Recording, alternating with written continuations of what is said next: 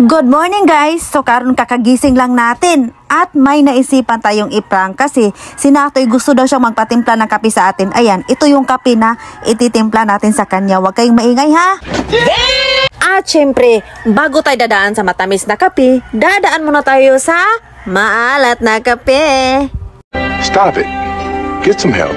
Hindi alam ni Natoy na imbis ilagay natin sa kape niya ay pulang asukal.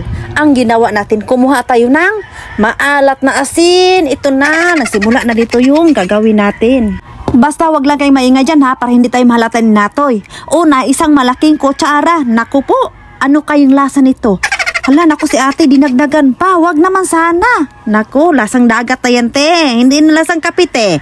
Nasaan yung sinasabi mong ipagtimpla mong asawa ng kapite? At ito na nga, lalagyan natin mainit na tubig. Sakto ito kasi kulong-kulo yung tubig. Naku po. Buti na lang hindi pa lumabas sa kwarto si Natoy at mapahalo pa natin ng mahalo itong mabuti. At ito na nga, titikman na natin kung anong lasa nito. Lasang dagat nga ba o lasang kape? Nako, yan na nga sinasabi ko ba eh. Tayo tuloy ang una nakatikim sa ginawa natin para kay Natoy. Nako, ang alat pala nito. Yon, it's time to shine. Tatawagin na natin si Natoy para ipatikim sa kanya yung ginawa nating pagmamahal. Yung ginawa nating dagat. Gago! Unya, kaning gawa sa man si Natoy, aw matek pungko sa pungkuanan kay gatubang ng usa ka basong kape. Gibre, tanggalin mo muna lahat ng muta mo bago ka uminom sa mainit na kape. Parang 2 kilo na yan eh. Mukhang napasarap ang tulog mo, pre. Gago! Mga Pinoy nga naman no, kahit nasa harapan mo na mismo ang kape, mag-cellphone ka muna bago uminom ng kape. Nako naman, ayan. Malapit nang matikman yung ginawa natin ng kape ni Uncle, guys.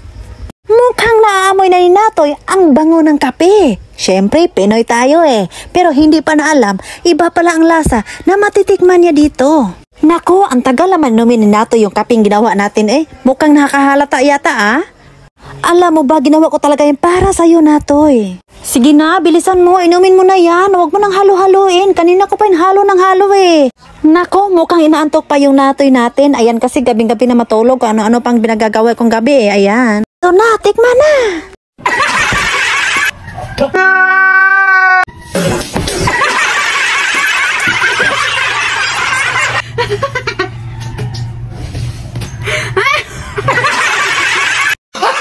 Gago!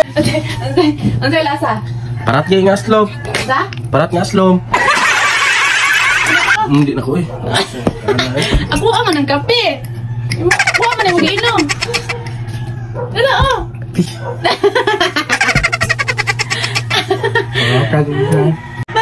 Parat? Sabi mo, parat yung parata? Kailangan itong imutan. Ano na parat?